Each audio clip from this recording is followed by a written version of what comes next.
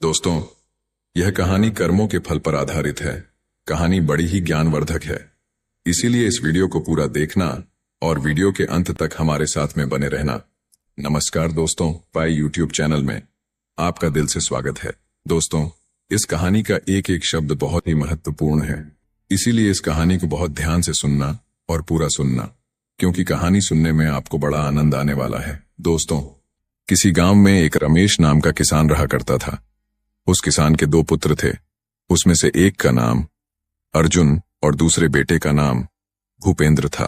खेतीबाड़ी करते हुए उनके जो दिन थे वह बड़े ही सुखपूर्वक व्यतीत हो रहे थे। सभी आराम चैन से रह रहे थे। एक दिन की बात है कि वह बूढ़ा किसान बहुत ज्यादा बीमार पड़ जाता है और उसने अपने दोनों बेटों को अपने पास बुलाया और उनसे कहा कि मेरे बच्चों, अब शायद मेरा अंतिम समय आ गया है। मैं चाहता हूं कि मेरे मरने के बाद तुम दोनों भाई आपस में बड़ी ही सहमति के साथ मिलजुल करके रहा करो और सुख शांति के साथ अपनी जिंदगी को गुजारो। मैंने बुरे वक्त के लिए कुछ असफियां इकट्ठा की थी, जिन्हें मैंने घर के पीछे में जो बरगद का पेड़ है उसी के नीचे जमीन में दबा रखा है। अब वह तुम्हारे काम आएंगे।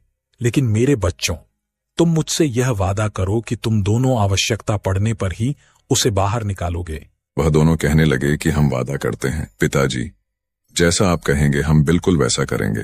धीरे धीरे समय व्यतीत होता गया। थोड़े समय के बाद ही उस बूढ़े किसान ने अपने प्राणों को त्याग दिया। छोटे भाई को अपने पिता के जाने का बहुत दुख हुआ। दोनों भाई ने उसके पिता का अंतिम संस्कार कर दिया गया, लेकिन बड़े भाई भूपेंद्र को अपने पिताजी के मरने का जरा भी दुख नहीं था। उसकी आंखों के सामने तो सिर्फ असफियां ही घूम रही थी। उस रात को भूपेंद्र को नींद नहीं आ रही थी। वह बार बार करवट बदल रहा था। आधी रात के बाद सुबह होने से पहले ही वह उठ करके बैठ गया।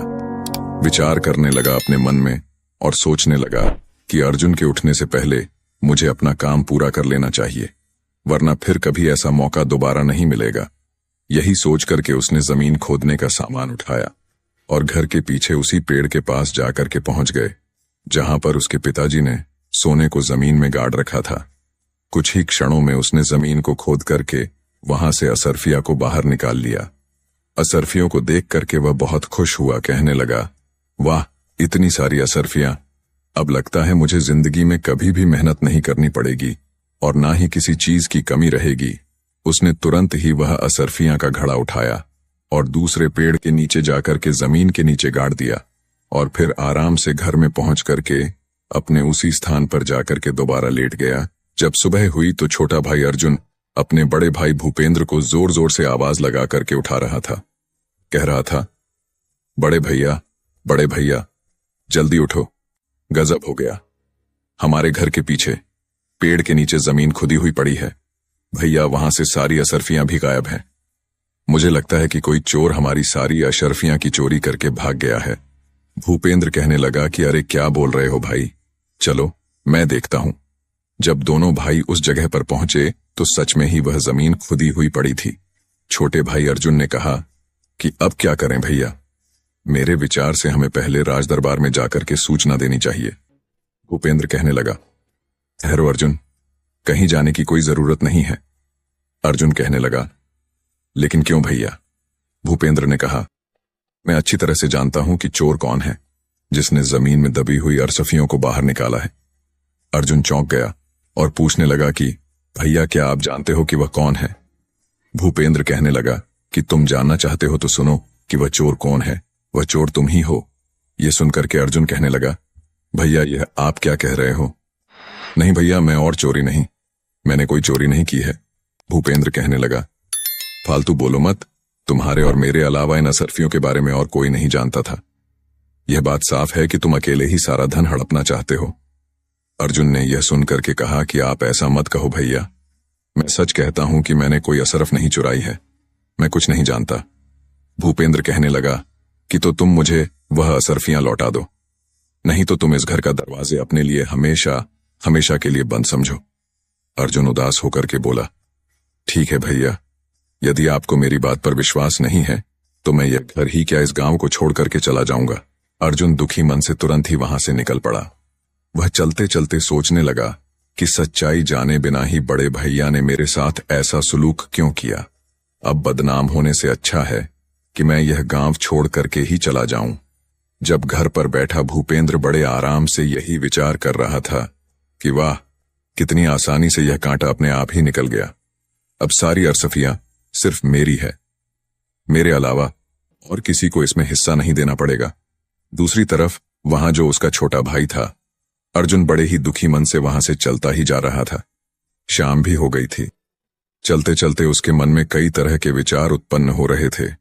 उसके मन में एक विचार आया कि कहीं भैया ने सारा धन हड़पने के लिए ही कोई चाल तो नहीं चली है। वह अपने विचारों में खोया हुआ लगातार चलता ही जा रहा था कि तभी वह एक बड़ी सी चट्टान के ऊपर जाकर के बैठ गए। अब रात हो चुकी थी और चारों ओर घना अंधेरा छाया हुआ था। उलझन में पड़ा अर्जुन सारी बातें सोच ही रहा था कि तभी उसके कानों में कुछ आवाज आई, यह 4000 तुम्हारे और 4000 मेरे। वह सोचने लगा कि कैसी आवाज है। सच्चाई जानने के लिए अर्जुन नीचे की ओर झुका। उसने देखा कि 3 आदमी वहां पर थे जो बैठे हुए थे और वे तीनों आपस में किसी तरह के धन का बंटवारा कर रहे थे। अर्जुन को यह समझने में बिल्कुल भी देरी न लगी कि यह तीनों चोर और यह तीनों चोरी का माल आपस में बंटवारा कर रहे हैं। तभी अचानक से अर्जुन का पैर फिसल गया और वह उन चोरों के बीच में जाकर के धड़ाम से गिर पड़ा। अंधेरा होने के कारण चोरों को कुछ भी दिखाई नहीं दिया और वह डर के मारे भागने लगे और कहने लगे कि भागो भागो भाई, यहां से लगता है कि यह राजा का कोई गुप्तचर या फिर उनका कोई सिपाही है जो हम सभी लोगों को पीछा कर रहा था। भागो। चोर कहने लगा कि हाँ भाई, तुम ठीक कहते हो, चलो भागो यहां से। चोर अपना चोरी का माल जो भी चोरी करके लाए थे, डर के मारे वह सब छोड़ करके वहां से भाग गए। जब अर्जुन की नजर उस धन पर पड़ी तो वह मन ही मन बहुत प्रसन्न हुआ। लेकिन तभी उसके मन में एक दूसरा विचार आया कि असल में यह मुद्राएं चोरी की हैं, इन्हें साथ में ले जाना बिल्कुल ठीक नहीं होगा, इसलिए इनको यहीं पर गाड़ देता हूं और जरूरत पड़ने पर मैं इनको ले जाऊंगा। यही विचार करके अर्जुन ने वह सारी मुद्राएं एक पेड़ के नीचे गाड़ दी और रात भर वहीं पर रहा। सुबह अपने रास्ते पर चलने लगा। दोपहर होते होते वह एक घने जंगल से जा रहा था। तभी कुछ लुटेरों ने उसको घेर लिया और लुटेरों का सरदार उससे कहने लगा कि खबरदार, जो कुछ भी तुम्हारे पास है वह निकाल करके हमको दे दो, नहीं तो हम तुम्हें जान से मार देंगे। अर्जुन लुटेरों की बात को सुनकर के कहने लगा कि भाइयों, मैं तो खुद ही एक मुसीबत में हूं और मेरे पास धन भला कहां से आएगा। लुटेरों का सरदार कहने लगा, ये झूठ बोल रहा है, इसकी तलाशी लो। तलाशी लेने के बाद जब अर्जुन के पास वास्तव में उन्हें कोई भी वस्तु प्राप्त नहीं हुई तो सरदार क्रोध से चिल्ला उठा और कहने लगा, कोई बात नहीं है, अगर इसके पास पैसे नहीं है तो भी ये हमारे काम आएगा, इसे अपने ठिकाने पर ले चलो, देवी मां को इसकी बलि चढ़ाई जाएगी। यह बात सुनते ही अर्जुन के होश उड़ गए। वह सोचने लगा, एक तरफ मैं मुसीबत का मारा था और कहां जाकर के इन डाकुओं के चंगुल में पड़ गया, उससे और बड़ी मुसीबत का सामना करना पड़ रहा था। तभी कुछ डाकू ने अर्जुन के हाथ पर बांधे और अर्जुन को उठा करके अपने ठिकाने पर ले गए।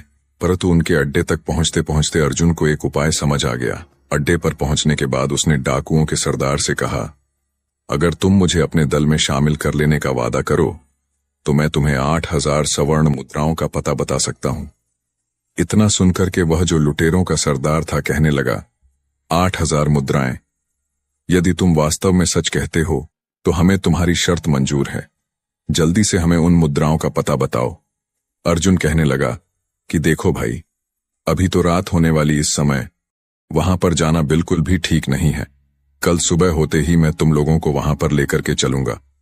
लुटेरों का सरदार कहने लगा, ठीक है, लेकिन खबरदार, हमारे साथ कोई भी चालाकी करने की कोशिश बिल्कुल मत करना, वरना तुम जानते हो कि इसका क्या परिणाम होगा। तुम्हारे साथ जो भी होगा वह तुमसे बर्दाश्त नहीं होगा, इसीलिए सोच समझ करके मुझसे कोई बात करना। अर्जुन बोला, निश्चिंत रहो सरदार, मैं तुमसे कोई भी धोखा नहीं करने वाला। सुबह होते ही मैं आप सबको वहां लेकर जाऊंगा। सरदार ने कहा, ठीक है। अगली सुबह होती है। अर्जुन उन चोरों को उसी जगह पर लेकर के पहुंच जाता है जहां पर उसने वह सोने की मुद्राएं जमीन में दबाई हुई थीं। सरदार के आदेश पर तुरंत ही उसके आदमियों ने उस जगह को खोदा और शीघ्र ही वह स्वर्ण मुद्राएं उसके सामने थीं। स्वर्ण मुद्राओं को देख करके वह सभी जो सरदार के आदमी थे, डाकू थे, वह बहुत प्रसन्न हो जाते हैं। मुद्राओं को अपनी थैली में भर करके अपने अड्डे की ओर चल पड़े। परंतु अर्जुन के दिमाग में अभी भी कोई दूसरी योजना चल रही थी। वह विचार कर रहा था कि यह स्वर्ण मुद्राएं एक तरह से तो मेरे काम में ही आई, लेकिन मैं जल्दी ही इनकी मौत का कारण बन जाऊंगा। इस घटना के बाद अर्जुन उन लुटेरों के गिरोह के साथ ही रहने लगा और वह लुटेरों का सरदार का सबसे विश्वास पात्र व्यक्ति बन चुका था। कुछ समय के बाद अर्जुन ने उन लुटेरों के सरदार से कहा कि सरदार, मैं 10 दिन के लिए अपने घर को जाना चाहता हूं। यदि आपकी इजाजत मिल जाए तो मैं अपनी बूढ़े मां को, जो इस समय बीमार है, एक बार उनसे मिलना चाहता हूं।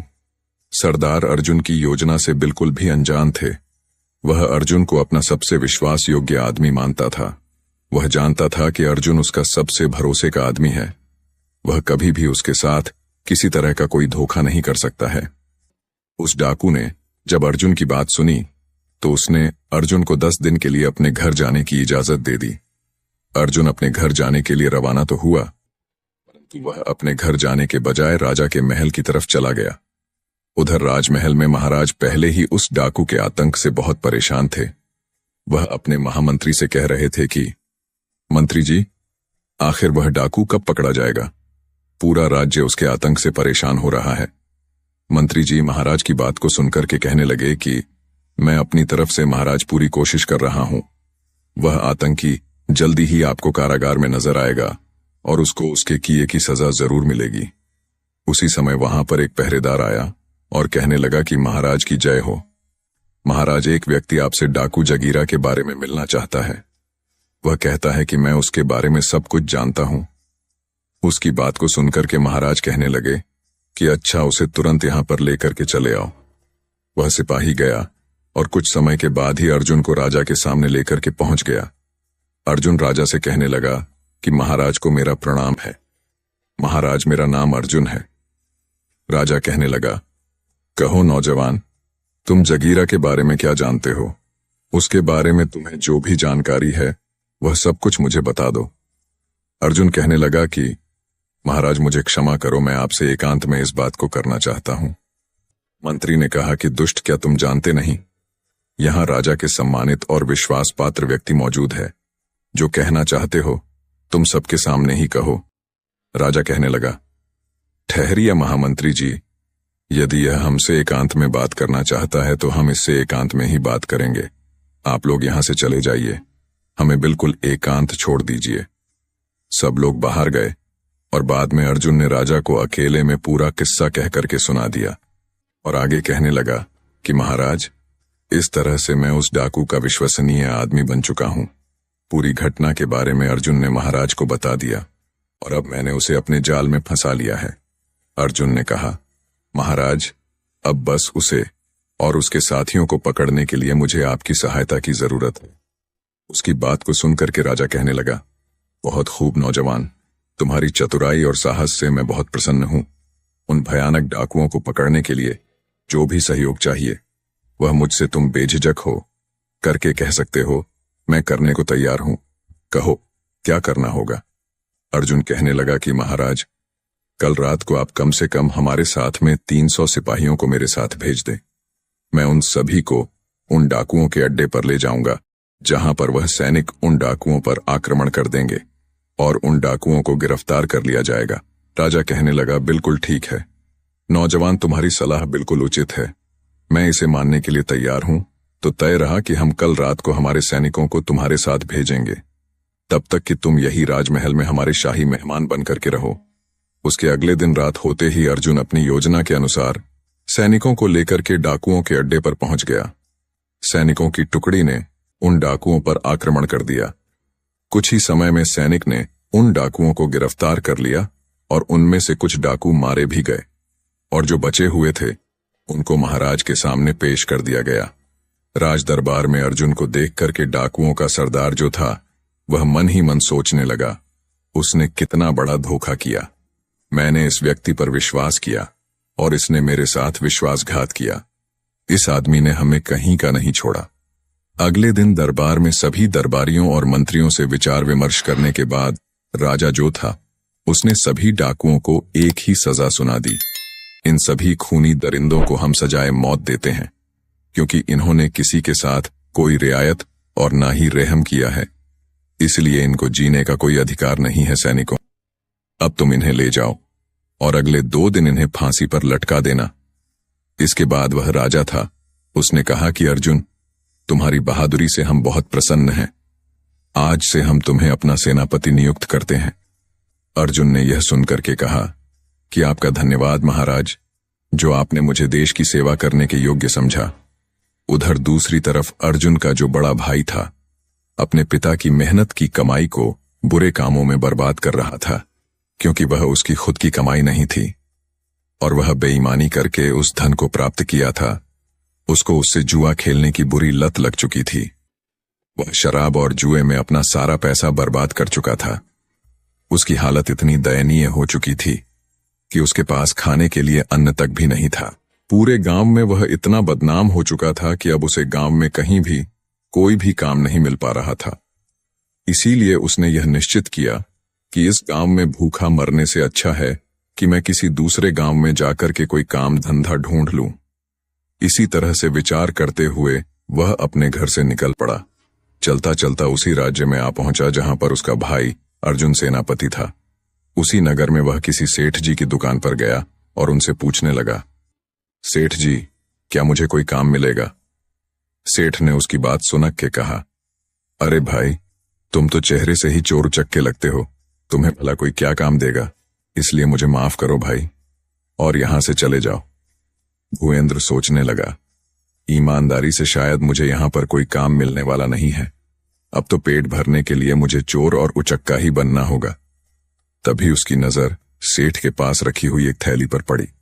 उसे लगा कि स्वर्ण मुद्राओं से भरी हुई थैली है। उसने वहां से वह थैली उठा ली और तुरंत ही वहां से भाग निकला और सेठ को उसे पकड़ने का मौका ही नहीं मिला। वो बस तो चोर चोर चिल्लाता ही रह गया और वह वहां से रफू चक्कर हो गया।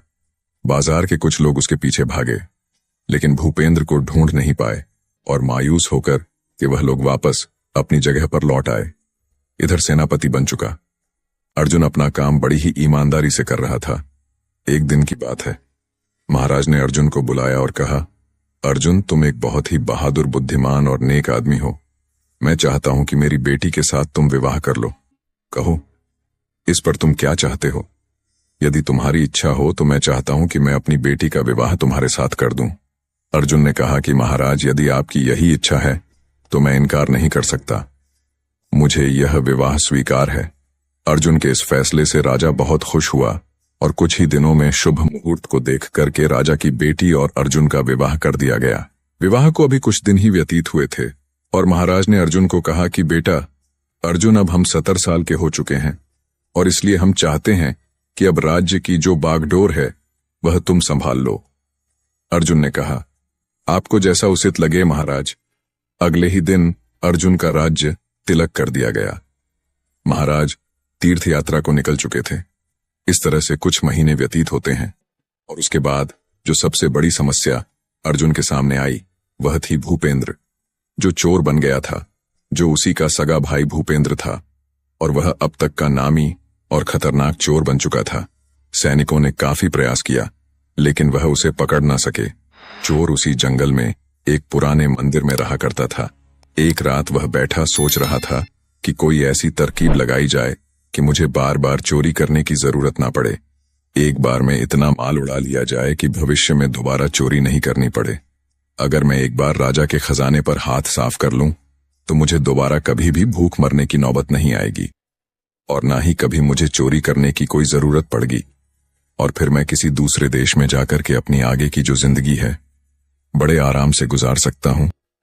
अगली रात खजाने की चोरी करने के उद्देश्य से भूपेंद्र राजमहल में पीछे जा पहुंचा। हाथों में रस्सी लिए वह दीवार पर चढ़ने की सोच रहा था और दूसरी तरफ संयोग से उस चोर के बारे में विचार करते हुए सोच सोचकर कि राजा को नींद नहीं आ रही थी। उस समय राजा महल की छत पर घूम रहे थे। जैसे ही भूपेंद्र रस्सी के सहारे छत के ऊपर चढ़ा, वहां पर मौजूद राजा अर्जुन ने उसे देख लिया राजा अर्जुन ने अपनी तलवार निकाली और साथ ही अपने सिपाहियों को आवाज लगाई। कुछ ही पल में राजा के जितने सिपाही थे वह सभी वहां पर जाकर के पहुंच गए। राजा ने सैनिकों से कहा कि सैनिकों, गिरफ्तार कर लो इसे।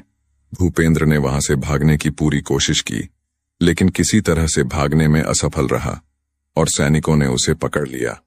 अर्जुन उसे देख करके कहने लगा, तुम तो मेरे भाई भूपेंद्र हो, लेकिन एक नामी चोर। मैं यह सपने में भी नहीं सोच सकता था कि मेरा भाई इतना बड़ा चोर निकलेगा। उसने आदेश दिया, सैनिकों, ले जाओ, इसे कारागार में डाल दो। सुबह ही हम दरबार में जब बैठेंगे तब इसकी सुनवाई करेंगे कि इसके साथ हमें क्या करना है। राजा की आज्ञा पाते ही सैनिकों ने भूपेंद्र को कारागार में डाल दिया गया। अब वह मन ही मन अपने की पर पश्चाताप कर रहा था, रो रहा था और सोच रहा था कि मेरे ही बुरे कर्मों का फल आज मुझे मिल रहा है। मेरी बुरी नीयत ने मुझे आज पतन की इतनी गहराई में ढकेल दिया है जहां से निकलना मुश्किल है। जबकि अर्जुन, जिसे मैंने बेईमान बना करके धक्के मार करके अपने घर से निकाला था, आज अपनी ईमानदारी और नेकी की वजह से वह इस राज्य का राजा बन गया है और मैंने उसके साथ बेईमानी की तो मेरी दुर्गति हो गई और मैं, जिसके पास सब कुछ था, एक चोर बनकर के आज उसी के सामने उसी के बंदी गृह में पड़ा हूं। इधर अर्जुन को नींद नहीं आ रही थी। वह सोच रहा था कि कल का दिन मेरी जिंदगी का सबसे कठिन दिन होगा। मुझे एक बहुत ही भयानक अग्नि परीक्षा से गुजरना होगा। क्या इस परीक्षा में मैं कामयाब हो पाऊंगा? मुझे भी समझ में नहीं आ रहा है। काश महाराज ने मुझे राजपाट ना सौंपा होता तो कितना खुश होता। अपने भाई को अपने ही हाथों से मुझे सजा नहीं देनी पड़ती। अगले दिन दरबार में चोर भूपेंद्र को पेश किया जाता है। महाराज ने उससे कहा कि भूपेंद्र, तुम्हारे ऊपर लगाए गए चोरी के सारे इल्जाम प्रमाणित हो चुके हैं। क्या तुम्हें अपनी सफाई में कुछ कहना है? भूपेंद्र ने कहा कि बस इतना ही कहना चाहता हूं महाराज, कि मुझ जैसे नीच और शैतान आदमी को आप इतनी कठोर से कठोर सजा दे कि भविष्य में चाह करके भी कोई चोरी ना कर सके और किसी के साथ कोई बेईमानी ना कर सके। अर्जुन ने कहा, ठीक है, हम तुम्हें ऐसी ही सजा देंगे। सैनिकों, ले जाओ इस चोर को और इसका एक हाथ और एक पैर काट दिया जाए और इसके बाद इसे देश की सीमा से बाहर निकाल दिया जाए। अर्जुन का यह इंसाफ देख करके उसकी प्रजा और उसके मंत्री सब उसकी जय जयकार करने लगे। राजा की आज्ञा का पालन किया गया और चोर भूपेंद्र का एक हाथ और एक पैर काट करके उसे राज्य की सीमा से बाहर निकाल दिया गया। जब वह देश छोड़ करके जा रहा था तो तभी उसके सामने राजा अर्जुन पहुंच गए। अर्जुन को देख करके भूपेंद्र बोला, महाराज, आप कैसे यहां पर आ गए? काश आपने मेरा एक हाथ और एक पैर काटने के बजाय मुझे मौत की सजा दे दी होती तो बड़ा अच्छा होता। यदि आप ऐसा करते तो आपने मुझे तड़प तड़प कर मरने के लिए छोड़ दिया। मैं इस दुनिया में क्या करूंगा? अर्जुन ने कहा, उस समय तो मैं एक राजा था, परंतु अब मैं आपके सामने राजा अर्जुन नहीं बल्कि आपका छोटा भाई अर्जुन खड़ा है। एक राजा होकर के मैंने एक चोर को सजा देकर के अपने राज धर्म का पालन किया था और अब एक भाई अपने भाई से अपने धर्म और कर्तव्य का पालन करने के लिए आया है। भूपेंद्र ने कहा, मैं कुछ समझा नहीं। अर्जुन कहने लगा, भैया, मैं जानता हूं कि एक हाथ और एक पैर काटने की वजह से आप कभी भी कोई काम अपने जीवन में नहीं कर पाएंगे और इसके लिए मैं आपको कुछ धन देकर के जाऊंगा। इस थैले में कुछ स्वर्ण मुद्राएं हैं, इन्हें आप ले लीजिए, जो कि मेरी मेहनत की कमाई हुई है। मुझे विश्वास है कि इस मेहनत के धन के साथ आप किसी दूसरे देश की सीमा में अपना जीवन बड़े ही आराम से व्यतीत कर सकते हैं। लेकिन भैया, आप इनकार मत करना, नहीं तो कभी भी मैं अपने आप को माफ नहीं कर पाऊंगा। इतना सुनक के भूपेंद्र कहने लगा कि तुम कितने महान हो अर्जुन। ईश्वर हमेशा तुम्हें इसी तरह से खुश रखे, प्रसन्न रखे। फिर दोनों आपस में गले मिलकर के एक दूसरे को बड़े भारी मन से विदाई करते हैं। बड़ा भाई छोटे भाई से कहने लगा, मेरी ईश्वर से यही प्रार्थना है कि मुझे हर जन्म में तुम्हारे जैसा ही भाई मिले। और दोनों भाई अपनी अपनी राह पर इस तरह से वापस चले गए और उसके बाद उस देश में भूपेंद्र को दोबारा किसी भी वन में नहीं देखा और राजा अर्जुन को अपनी प्रजा का पालन करते हुए सुखमय जीवन व्यतीत करने लगे। यह कहानी आपको कैसी लगी हमें कमेंट बॉक्स में कमेंट करके जरूर बताएं और इस वीडियो को लाइक भी जरूर करें और साथ ही इस वीडियो को अपने दोस्तों के साथ जरूर शेयर करें ताकि उन्हें भी इस कहानी से कुछ सीखने को मिल सके।